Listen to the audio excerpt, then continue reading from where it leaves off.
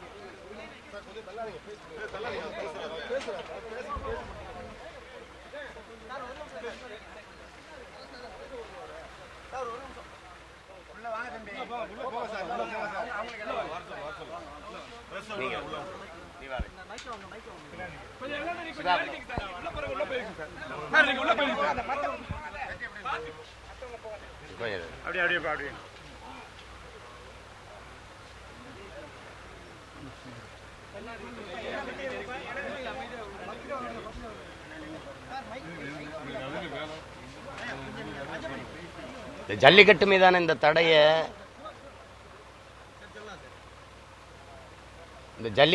இந்த தடையை தமிழ் தேசியனத்தின் அந்த பண்பாட்டின் மீது சுமத்தப்பட்ட ஒரு பெருத்த அவமானமாக நாங்கள் பார்க்குறோம். இது எங்களுடைய நாட்டு காளைகளை, எங்களுடைய நாட்டு மாட்டை, அந்த இனத்தையே அழித்து ஒழிக்கக்கூடிய ஒரு சூழ்ச்சி, ஒரு சதி.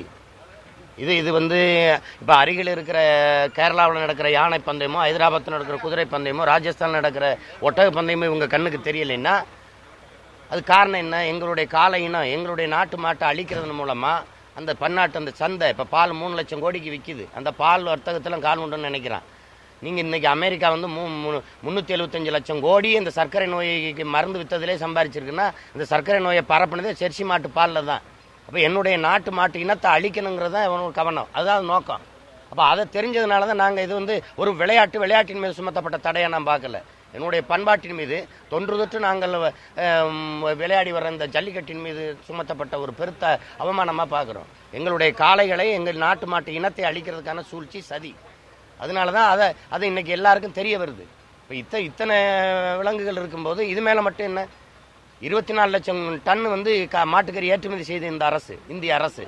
அப்போ மாடை கொன்று கறியை ஏற்றலாம், மாட்டோட நாங்கள் விளையாடக்கூடாதுன்னு அது எப்படி ஏற்கிறது? அப்போ அது தடையை மீறி நடத்தணுங்கிறது எங்கள் போராட்ட உணர்வு. நான் என்னுடைய உணர்வை எப்படி வெளிப்படுத்துறது? அதனால தான் தடையை மீறி நடத்தணும்னு நாங்கள் அறிவித்து நடத்துறதுக்கு போனோம். இப்போ நள்ளிரவில் என்னுடைய தம்பிகள், காளையை பிடிக்கிற வீரர்கள், அந்த காளையை வச்சிருந்த என்னுடைய கட்சி பிள்ளைகள் எல்லாம் கைது செய்யப்பட்டுட்டாங்க. இப்போ அதையும் மீறி நாங்கள் போய் நடத்தணும். காளையை தரலைன்னா கூட விலைக்கு வாங்கியாவது நடத்திடுறதுன்னு தான் நாங்கள் அந்த முடிவோடு போகிறோம். அதுக்கு இடையில இப்போ தடுத்து இவங்க கைது பண்ணுறாங்க. அந்த சட்டத்தை நாங்கள் மதிக்கிறோம்.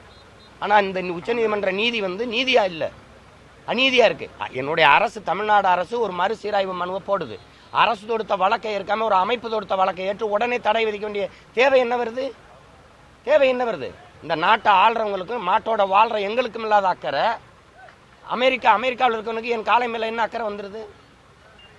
அதனால இதை என் அன்பிற்குரிய மக்கள், இது ஒரு சூழ்ச்சி, சதி என்பதை புரிஞ்சுக்கணும். வெறும் விளையாட்டு இல்லை. மத்திய மாநில அரசுக்கு தெரியாதா? அப்ப மாநில அரசுக்கு தெரியாதா? இது இந்த கால இனத்தை அழிக்கத்தான் இந்த சதி. இந்த பீட்டாங்கிற அமைப்புக்குடைய தலைநகர் எங்க தலைமை அலுவலகம் அமெரிக்காவில் இருக்கு. இந்தியா இவ்வளவு பெரிய நாட்டில் இது அந்த அமைப்புக்கான தலைமையகம் வந்து தமிழ்நாட்டில் தான் இருக்கு. அப்ப நீங்க பாருங்க, இப்ப ஆந்திராவில் சந்திரபாபு நாயுடு வந்து அவர் கண்ணு முன்னாடியே தடை இருக்குது. ஆனால் அவர் கண்ணு முன்னாடியே மாடுகளை விட்டு ஓட விடுறாங்க. இங்க கோழி சண்டைக்கு சண்டை இருக்குது, சேவை சண்டைக்கு தடை இருக்குது. ஆனா அந்த மாநிலத்தின் சட்டமன்ற உறுப்பினரே முன்னின்று அவரே சேவலை விட்டு நடத்துறாரு. அது மாதிரி அரசு எங்களுக்கு இந்த உரிமையை தந்திருக்கணும். நான் ஜல்லிக்கட்டை நடத்தின பிறகு என்னை கைது செஞ்சிருக்கணும். அதான செய்யணும். அப்ப உண்மையிலேயே உங்களுக்கு ஜல்லிக்கட்டை நடத்த அக்கறை இருந்தா என்னை அனுமதிச்சு நான் ஜல்லிக்கட்டை நடத்தின பிறகு என்னை நீங்க சிறைப்படுத்திருக்கணும். அதான் நியாயமானது. அப்ப இந்த மாநில மத்திய அரசுகளுக்கு தெரியுமா தெரியாதா? இந்த கால இனத்தை, இந்த நாட்டு மாட்டு இனத்தை அழிக்கிறதுக்கான சூழ்ச்சிங்கிறது தெரியுமா தெரியாதா? தெரிஞ்சா அதை தடுக்க ஏன் பேசல? இப்ப நாங்க சொல்றோம்ல, இவ்வளவு கட்டுரைகள், எத்தனை இதழ்கள்ல வருது, எவ்வளவு ஆர்வலர்கள் சொல்றாங்க இது வந்து நம்ம மாட்டு இனத்தை அழிக்கிறதுக்கான சதிடான்ட்டு. அது தெரியாதா அந்த அரசியலுக்கு?